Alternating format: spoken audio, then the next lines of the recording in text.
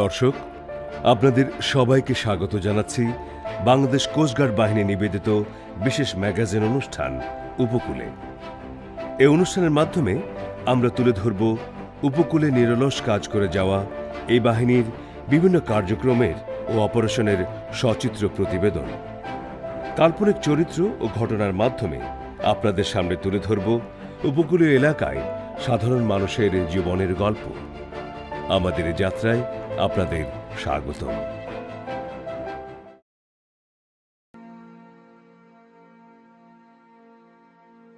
গ্রামের দরিদ্র জেলে নুরুল ইসলাম ৮-১০টা জেলের মতো মাছ ধরে। তার দিন আসে, দিন যায়, কিন্তু আজকাল মাছ ধরতেও অনেক সমস্যা।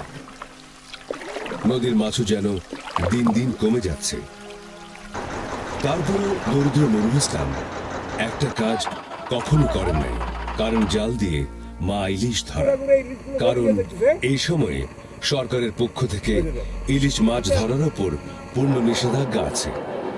বছরের নির্দিষ্ট এই সময়ে মা ইলিশ লক্ষ লক্ষ ইলিশ মাছের পোনা ছাড়ে। দরিদ্র নুরুল ইসলাম কেবল একটা বিষয়ে বোঝেন, সরকার যেহেতু না করেছে মা ইলিশ ধরতে, কারেন্ট জাল ব্যবহার না করতে, তাহলে সেটা সবার মঙ্গলের জন্যই করা হয়েছে। সবাই যদি এভাবে ইলিশ মাছ মেরে ফেলে, তাহলে কিভাবে তার সন্তানদের ভবিষ্যৎ চলবে?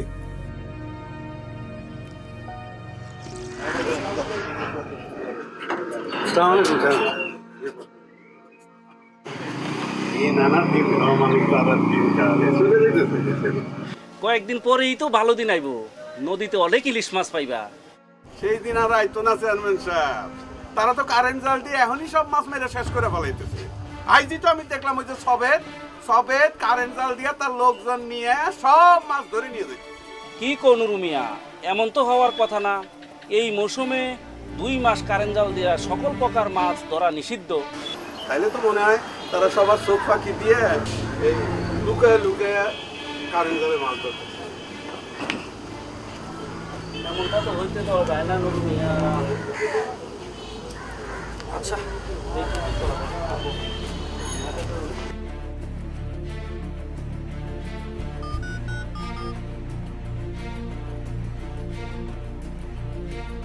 আসসালামু আলাইকুম স্যার, আমি চেয়ারম্যান বলতেছি। আমার এলাকার কিছু লোক গোপনে কারেন্ট জাল দিয়ে পদ্মা নদীতে মাছ ধরতেছি।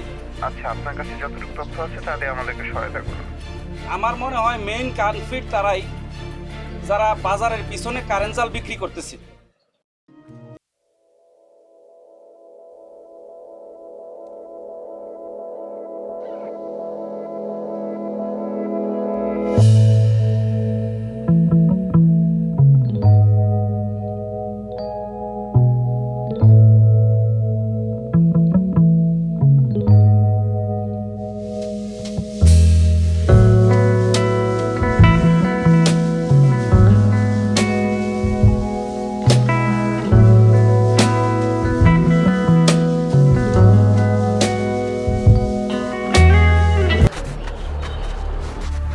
ভাই, আপনার সাথে একটা জরুরি কথা ছিল।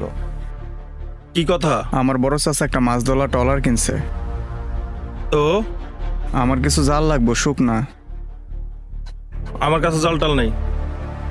শুনলাম আপনার কাছে আছে। আমার স্টক শেষ।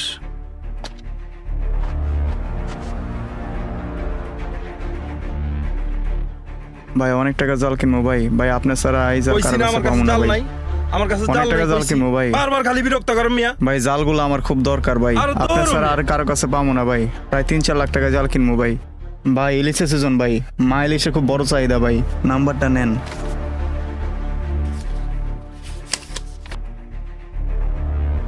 আচ্ছা ঠিক আছে, দেখি কি করা যায়।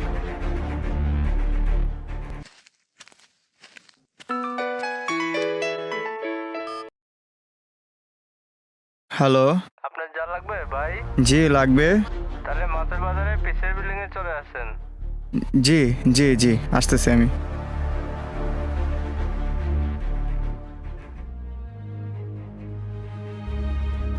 আমি তো আপনার ফোন দিয়েছিলাম না? হ্যাঁ হ্যাঁ, জি জি জি। আপনি তো? জি। চলেন আমার সাথে। জি চলেন। আসেন।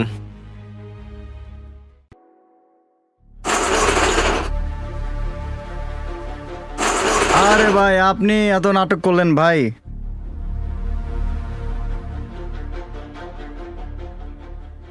তারপরে ভাই কি খবর ভাই? এই তো ভাই ভালো। ভাই গোডাউন তো দেখতে তো মনে হয় আপনারই। এত অভিনয়ের কি দরকার ছিল ভাই? আরে কোয়েন না রে ভাই, কোস্টগার্ড বাহিনীর কড়া নজরদারি। জাল ব্যবহার করা বেচা কিনা দুটাই সমান অপরাধ। যাই হোক, জাল কয় বস্তা লাগবো? তাও তো কমপক্ষে 3-4 লাখ টাকা তো লাগবেই। আরে ভাই চিন্তা করেন না, এই কাদের মিয়ার কাছে যে জাল আছে, আপনার এই পুরা বাজারে হেই জাল নাই। চলেন আপনারা গুদামে লয়ে যাই, গুদামে গিয়া দেখবেন। চলেন চলেন, আইন ভাই আইন আইন। ও, এই দেখেন, দেখছেন? আচ্ছা এই দেখ, এগুলো কি সব কারেন্ট জাল ভাই? আর কারণ যান যা লাগবো সবই দেন, টেনশন লইেন না। এটা কাদের মিয়ার গুদামঘর, বুঝছেন? এই মাল আর কারো কাছে পাইবেন না। দেখলাম তো ভাই। আচ্ছা কাদের ভাই ঠিক আছে, তাহলে আপনি একটু থাকেন, আমি আমার চাচার একটু জানাই আসি। আচ্ছা ঠিক আছে, আচ্ছা, ঠিক আছে। কোয়েন, কথাবার্তি কোয়েন। স্যার ঘটনা সত্যি স্যার, গোডাউন ভর্তি স্যার কারেন্ট জাল স্যার। স্যার আপনারা এখন আসতে পারেন স্যার।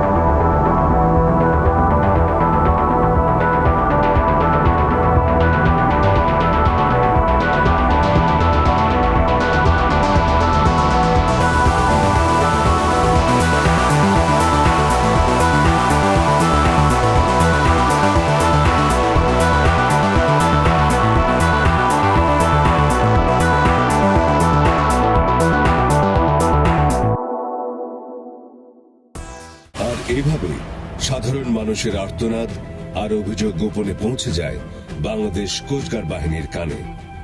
উপকূল ও উপকূলীয় সম্পদ রক্ষার জন্য সদা বদ্ধপরিকর বাংলাদেশ কোস্টগার্ড বাহিনীর প্রতিটি সদস্য। বাংলাদেশ কোস্টগার্ড বাহিনী শুধুমাত্র কঠোর আইন প্রয়োগের মাধ্যমে মা ইলিশ জাটকা রক্ষা, কারেন্ট জাল উদ্ধারের মাধ্যমে তাদের কার্যক্রম সীমাবদ্ধ রাখেনি, সামাজিক সচেতনতামূলক কর্মকাণ্ডের মাধ্যমে সচেতন করছে গ্রাম বাংলার সাধারণ মানুষদেরও।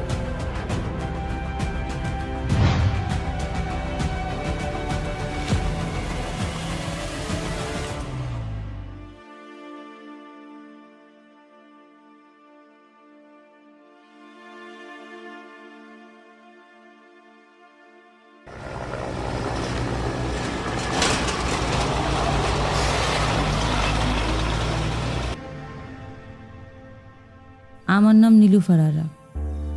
চক্রিয়া এক গরিব পরিবারে আমার জন্ম। বাবা ছিলেন বর্গা চাষি।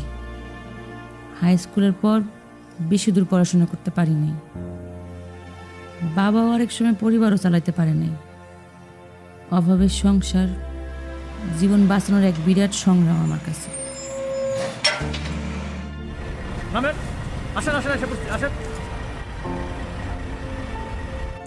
দারিদ্রতার পেটের ক্ষুধা সহ্য করতে না পাইরা আজ আমি স্বামী নিয়ে দেশ ছাড়তেছি। আমাকে গ্রামের সগির মেয়েরা ধরে যেইভাবে হোক আমার মানুষে যেতে হইব।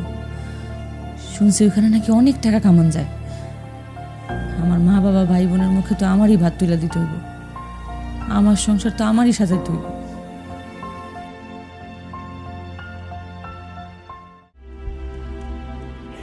এই চালানটা কিন্তু অনেক বড় চালান। সাগরে একসাথে 2টা ট্রলার যাবে। খালি বাংলাদেশের পানির দাগ পার হইতে পারলে টাকা আর টাকা, চোখ কান খোলা রেখে যাইবে, বুঝছো? ঠিক আছে ঠিক আছে, আমরা এখনই রওনা দিতেছি।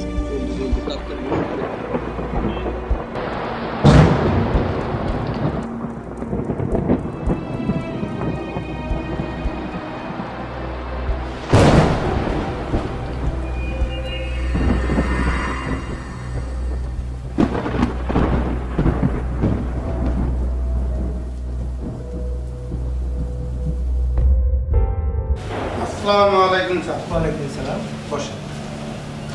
স্যার আমার নাম মোহাম্মদ রফিকুল আলম, গ্রামে বাড়ি চকরিয়া স্যার। আচ্ছা, আপনার সমস্যাটা বলে। আমার মাইয়া 2-3 দিন যাবৎ নিখোঁজ। গ্রামে খোঁজ করতে জানতে পারলাম আমার মাইয়া নাকি মালয়েশিয়া যাইতেছে। কিভাবে জানলেন আপনার মেয়ে যে মালয়েশিয়া যাচ্ছে? আমার গ্রামে সগির মিয়া যাওয়ার ব্যাপারে সব ব্যবস্থা করছে। আমার মেয়ে জানতো না সগির মিয়া একজন দালাল। দালালি করতে যায় কুচঘাট এবং পুলিশের কাছে অনেকবার ধরা খেয়েছে। আল্লাহ জানে আমার মেয়ে কী অবস্থা। স্যার আমার মেয়েটাকে বাঁচান। আসসালামু আলাইকুম স্যার, লেফটেন্যান্ট হায়াত বলছিলাম স্যার। স্যার আমরা এইমাত্র একটা কমপ্লেন পেয়েছি স্যার, যে চকরিয়া থেকে একজন দালাল 2 থেকে 300 ছেলে মেয়েকে নিয়ে সমুদ্রপথে পাচারের জন্য রওনা দিবে স্যার। জি স্যার, ঘটনা সত্য স্যার, আমরা শতভাগ নিশ্চয়তা পেয়েছি স্যার। স্যার জি স্যার, আমি দেখছি স্যার। স্যার আসসালামু আলাইকুম স্যার।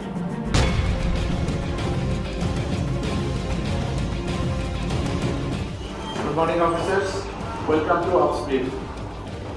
আমরা একটা ইমার্জেন্সি ফেস করার জন্য আজকে এখানে এসেছি, সমবেত হয়েছি সবাই। মানব পাচার সংক্রান্ত একটি জরুরি গোয়েন্দা তথ্য পেয়েছি। তথ্য অনুযায়ী গত রাতে আনুমানিক 12টায় সন্দ্বীপ থেকে এবং আনুমানিক 3টায় সার্ক থেকে নারী ও শিশু সহ আনুমানিক 200 জনকে নিয়ে বিদেশে পাচারের জন্য দুটি মেকানাইজড বাংলাদেশি বোট রওনা দিয়েছে। এই মানব পাচার প্রতিরোধের জন্য সমুদ্র প্রহরায় টহলরত সিজিএস তাজউদ্দিন সহ কক্সবাজার এবং সেন্ট মার্টিনস থেকে দুটি মেটাল শার্ক জরুরি ভিত্তিতে নিয়োজিত করতে হবে।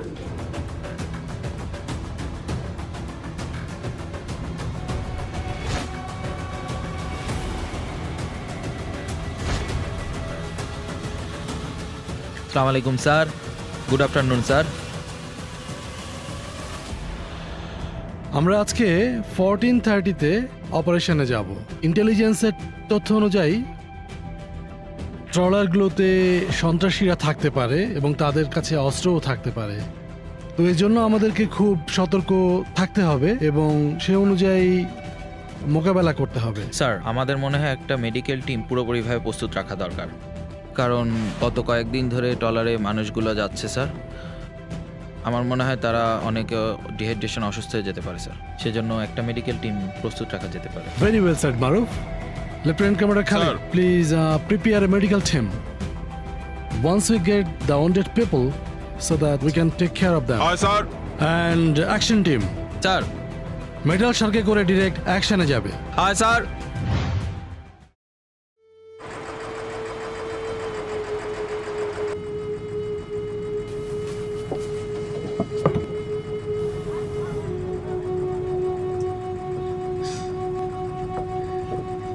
ভাই একটু পানি দেন, তৃষ্ণায় আর জীবনটা রাখতে পারতেছি না। চুপ করে বসে থাক। এমনি থাকার চেয়ে তো মরে যাওয়া অনেক ভালো ভাই। ভাই একটু পানি থাকলে দেন ভাই, খাও ভাই, একটু দেন ভাই।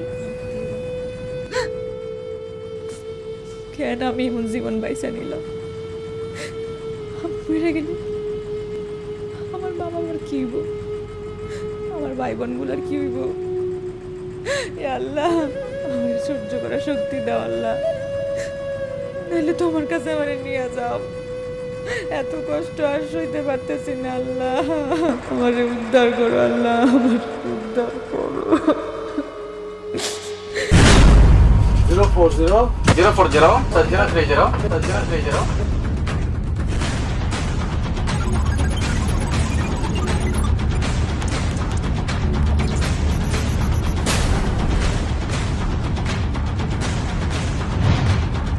Attention all position, this is the captain.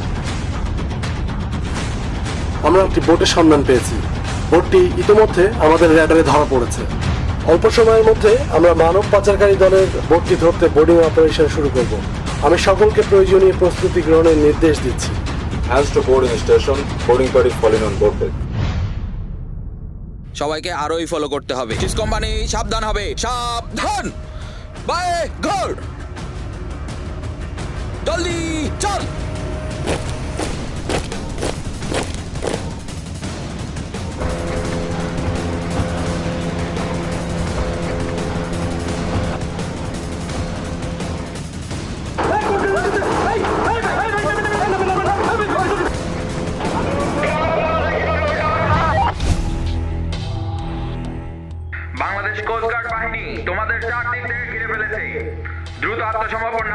আমরা গুলি করতে বাধ্য হব।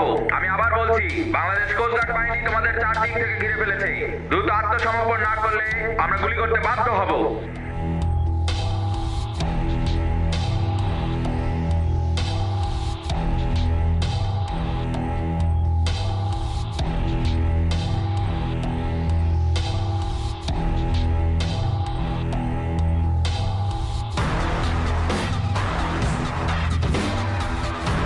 Charlie Bravo, this is Charlie Bravo 1 sir.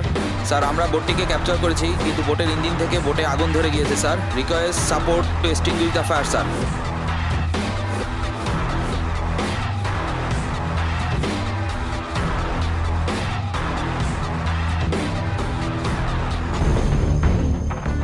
Alpha team, তোমরা পাচারকারী সবাইকে গ্রেফতার করো। আর ব্রাভো টিম, তোমরা বোটের ভিতরে ভালো করে আরেকবার চেক করো।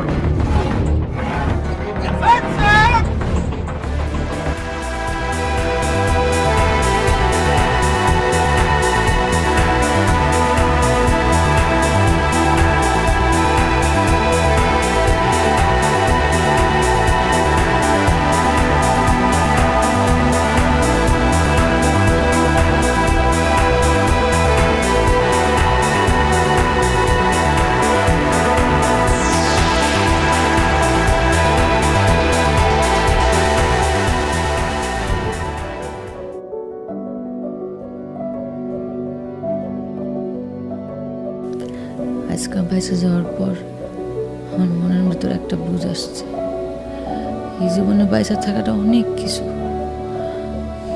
বিদেশ যদি যাইতেই হয় তাহলে সরকারি মাধ্যমে 1 নাম্বার পথে সম্মানের সাথে যাবো। জীবন নিয়ে আর কোনো ঝুঁকি নিব না।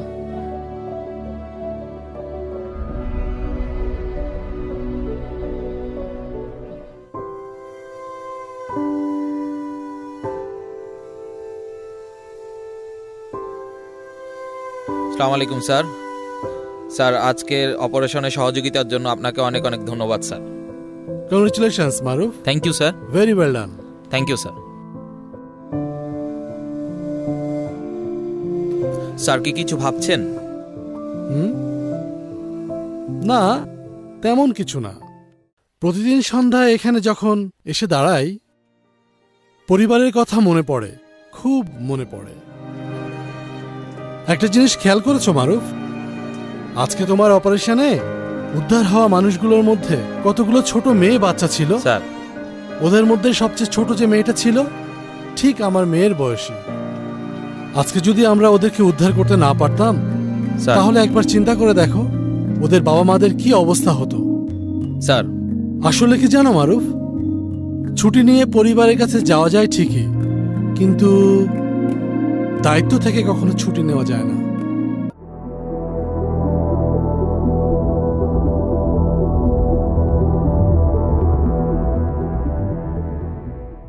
আশ্বাস। হ্যাঁ ভাই। খবর কি? পাউডারগুলো পার্শ্ববর্তী দেশ থেকে কাল আসবে। আমাদের কাজ হচ্ছে পোর্টে অ্যাঙ্কর করা এবং জাহাজগুলো থেকে মাল নিয়ে ভোরবেলা শহরে পৌঁছে দেওয়া। টাকা কত দিছে? কাজের আগে অ্যাডভান্স 1 লাখ ও কাজ শেষ হলে 2 লাখ। তাহলে চল আজকে রাতে কামটা শেষ করে ফেলাই। তা করা যায়, কিন্তু সমস্যা আছে বেশ কয়েকটা। যেমন? কোস্টগার্ড বাহিনী অনবরত পোর্টে পাহারা দিচ্ছে, ধরা পড়ার সম্ভাবনা অনেক বেশি। ঠিক বলছো ভাই। তাই না? জি ভাই। ঘূর্ণিঝড় রোয়ানু দেশের উপকূলীয় এলাকায় আঘাত হেনেছে। ব্যাপক ক্ষয়ক্ষতি হয়েছে বরগুনা, পটুয়াখালী, ভোলা, হাতিয়া ও সন্দ্বীপে। রোয়ানুর প্রভাবে গত রাতের ঝড় ও পাহাড় ধসে 5 জনের মৃত্যুর খবর পাওয়া গেছে। ঘূর্ণিঝড়ের কারণে সারা দেশে নৌ চলাচল বন্ধ রাখা হয়েছে। ডেস্ক রিপোর্টে দেখুন বিস্তারিত।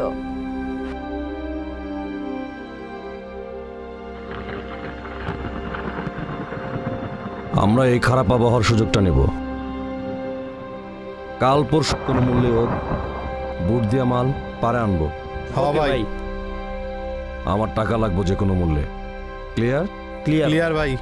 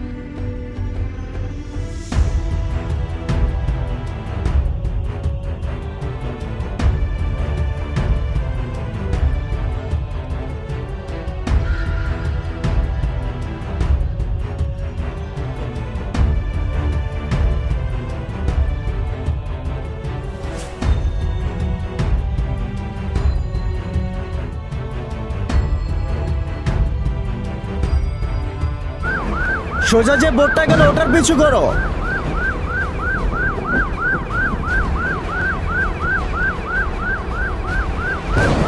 বস মনে হয় কোস্টগার্ড আইতাছে। কি কস? এই ঝড়ের এতে কেমন আইতাছে? বস আপনার বোটবতি 2 নাম্বার মাল, আমিও নে গেলাম। এই এই হারামির বাচ্চা, এই কই যাস? এত ভয় কানি কেন আইছুস কেন? যা হালা, যা তুই যা, আমি একা থাকবো মেয়ানে। এই নৌকা ছাড়ো, এই নৌকা ছাড়ো, নৌকা ছাড়ো। এই কোস্টগার্ড চলে নৌকা এসেছে, ছাড়ো। তাড়াতাড়ি তাড়াতাড়ি। এই নৌকা ছাড়ো তাড়াতাড়ি। কইতেছ না নৌকা ছাড়ো।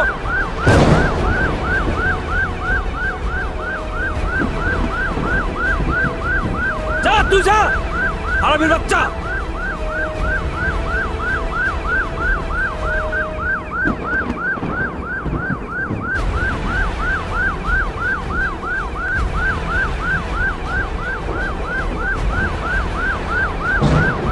ওই তাড়াতাড়ি চালা, তাড়াতাড়ি চালা।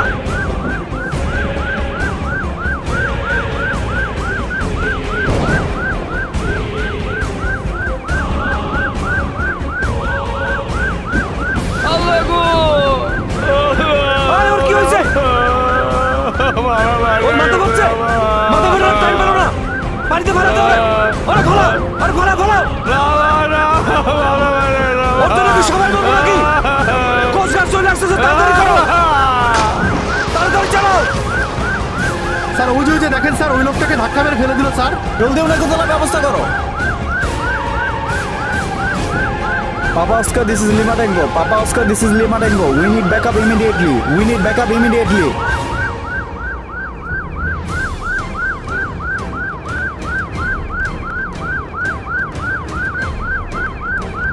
East, I repeat, record latitude 22.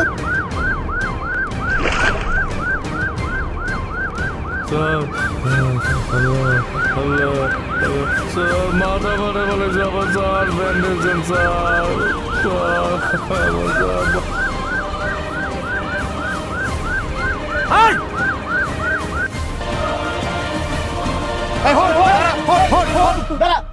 Sir sir sir sir sir sir আমার ভুল হয়ে গেছে স্যার, আমার মাফ করে দেন স্যার।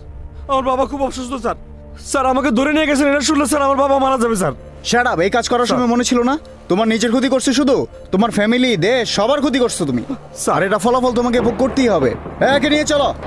স্যার স্যার আমার ভুল হয়েছে স্যার, স্যার আমার ছেড়ে দেন স্যার। স্যার আমার বাবা মরে যাবো স্যার। স্যার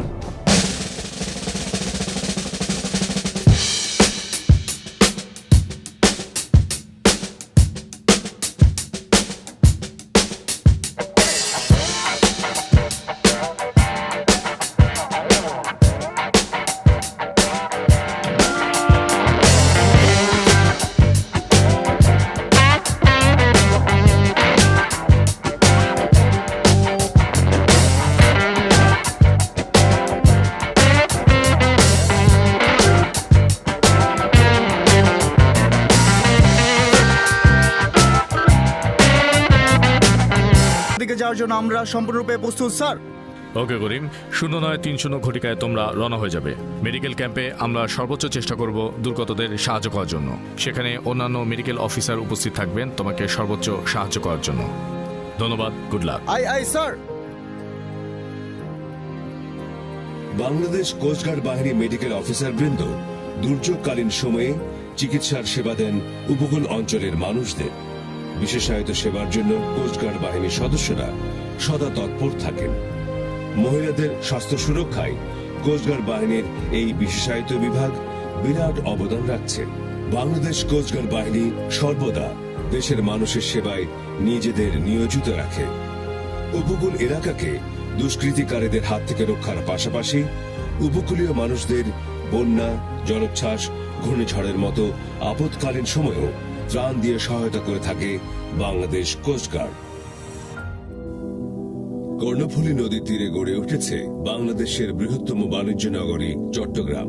শুধু দেশীয় নয়, উপমহাদেশীয় অঞ্চলে চট্টগ্রাম বন্দরে রয়েছে অপরিসীম গুরুত্ব। প্রতিদিন অসংখ্য দেশি ও বিদেশি জাহাজে হাজার কোটি টাকার পণ্য এসে জমা হচ্ছে চট্টগ্রাম বন্দরে। এছাড়াও টেকনাফ, সেন্ট মার্টিন, কক্সবাজার এলাকাসমূহ এই অঞ্চলের অত্যন্ত গুরুত্বপূর্ণ এলাকা হিসেবে চিহ্নিত হয়েছে। এই বিশাল এলাকার নিরাপত্তার জন্য বাংলাদেশ কোস্টগার্ডের পূর্ব জোন রাখছে অপরিসীম অবদান। সিজি বেস পূর্ব জোন থেকে প্রায় 11টি স্টেশন, 4টি আউটপোস্ট, 2টি ওপিভি সহ 8 জাহাজ, 23টি ছোট বড় বোট ও 42 জন কর্মকর্তা ও 751 নাবিকের মাধ্যমে সুচারুভাবে দায়িত্ব পালন করা হচ্ছে এই অঞ্চলে। জোনাল কমান্ডারের সার্বিক তত্ত্বাবধানে পেশাগত মান ও নিষ্ঠা নিশ্চিত করে বাংলাদেশের গুরুত্বপূর্ণ উপকূলীয় এলাকায় দায়িত্ব পালন করছে বাংলাদেশ কোস্টগার্ড পূর্ব জোন। পোর্ট ও বহির্নোঙর এলাকার নিশ্চিদ্র নিরাপত্তা দায়িত্ব পালন করছে বাংলাদেশ কোস্টগার্ড। দেশি বিদেশি জাহাজ, মার্চেন্ট শিপের নিরাপত্তা নিশ্চয়তার মাধ্যমে জাতীয় অর্থনীতিতে পূর্ব জোন রাখছে গুরুত্বপূর্ণ ভূমিকা।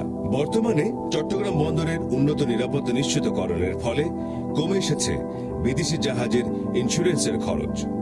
এই সফলতার ফলে চট্টগ্রাম বন্দর এখন আন্তর্জাতিক বাণিজ্যে এক বিশ্বস্ত ঠিকানা।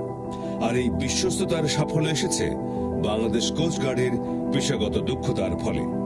ইতিমধ্যে বাংলাদেশ কোস্টগার্ড পূর্ব জোন বিপুল সংখ্যক অবৈধ ইয়াবা, মাদকদ্রব্য চোরাচালান প্রতিরোধ করে অর্জন করেছে বিপুল সাফল্য। বিগত 3 বছরে কোস্টগার্ড পূর্ব জোন থেকে 617 কোটি 47 লক্ষ টাকার মাদক, 1 কোটি 10 লক্ষ টাকার জাটকা, 3 কোটি 41 লক্ষ টাকার বনজ সম্পদ, 14 কোটি 73 লক্ষ টাকার অবৈধ মালামাল জব্দ ও উদ্ধার করেছে। ইতিমধ্যে বাংলাদেশ কোস্টগার্ড পূর্ব জোন বিপুল সংখ্যক অবৈধ ইয়াবা, মাদকদ্রব্য চোরাচালান প্রতিরোধ করে অর্জন করেছে বিপুল সাফল্য। বর্তমানে বাংলাদেশ কোস্টগার্ডের সংযোজিত 4টি ওপিভি বা অফশোর পেট্রোল ভেসেলের মাধ্যমে সমুদ্র এলাকায় বাংলাদেশ সরকারের ব্লু ইকোনমি কার্যক্রম নিশ্চিত করছে। এর মাধ্যমে বাংলাদেশ কোস্টগার্ড দেশের সমুদ্র সম্পদকে দিয়েছে নিশ্ছিদ্র নিরাপত্তা।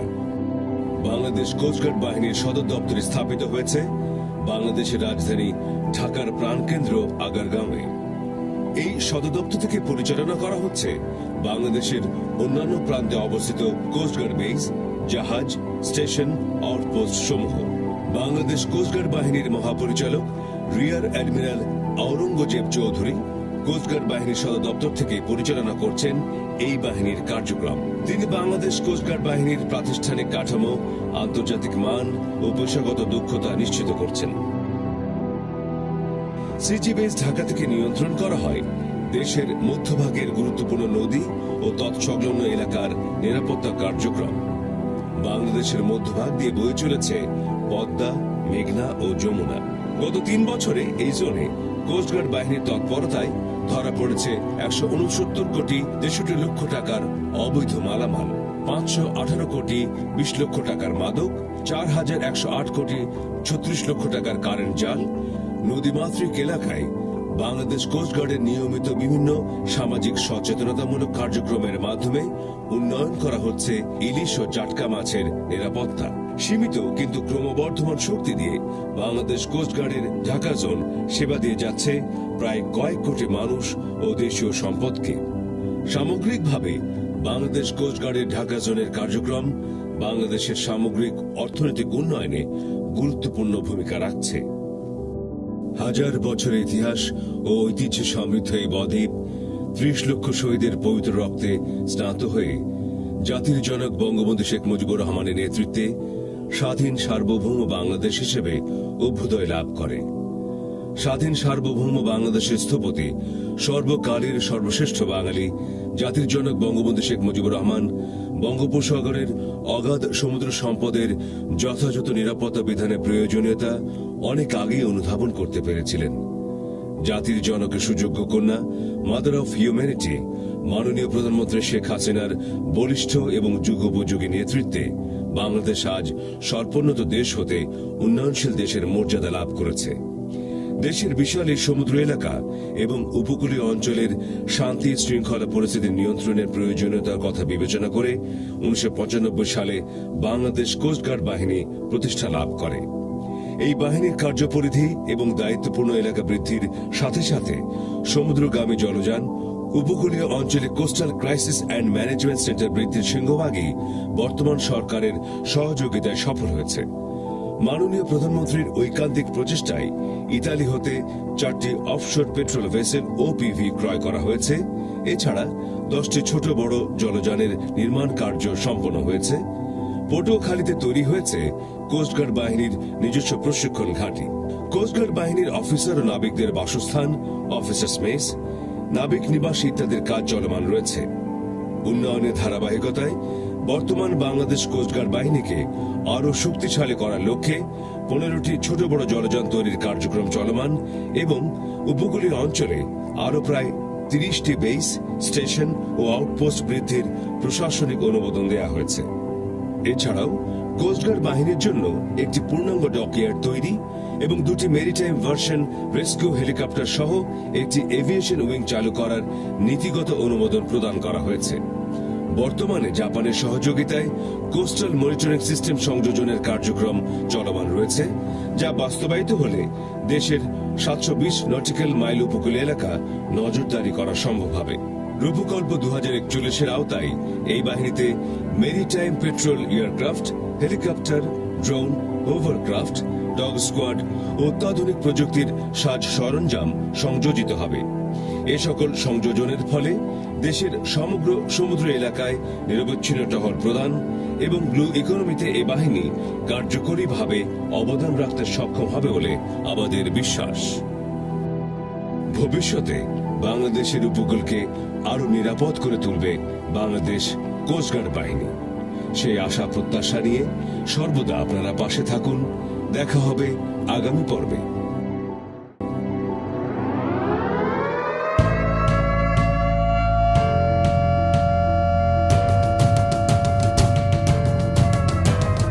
কঠিন সময় অথবা যে কোনো প্রয়োজন,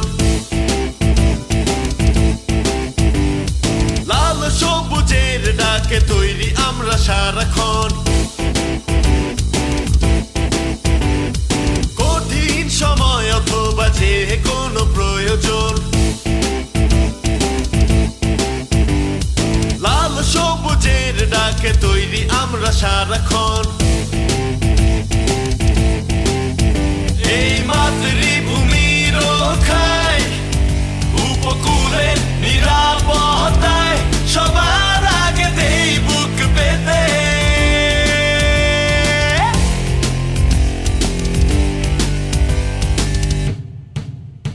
আমরা হার মানি না, আমরা হারতে জানি না, জানি শুধু সামনে এগিয়ে যেতে।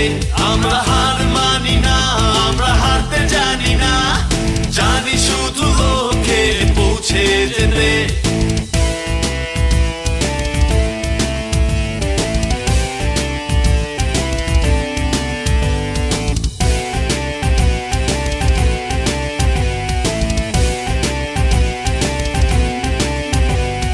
দৃঢ় প্রত্যয় নিয়ে সংগ্রামে ঝাঁপিয়ে পড়ি পড়ি পড়ি, স্বপ্নের মতো করে প্রিয় এই দেশটা গড়ি গড়ি গড়ি।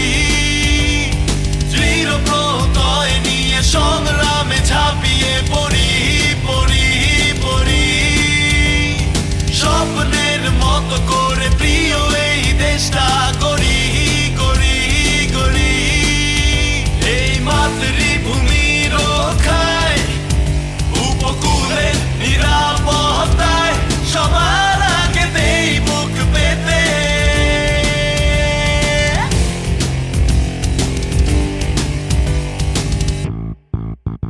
আমরা হার মানি না, আমরা হারতে জানি না, জানি শুধু সামনে এগিয়ে যেতে। আমরা হার মানি না, আমরা হারতে জানি না, জানি শুধু লক্ষ্যে পৌঁছে যেতে।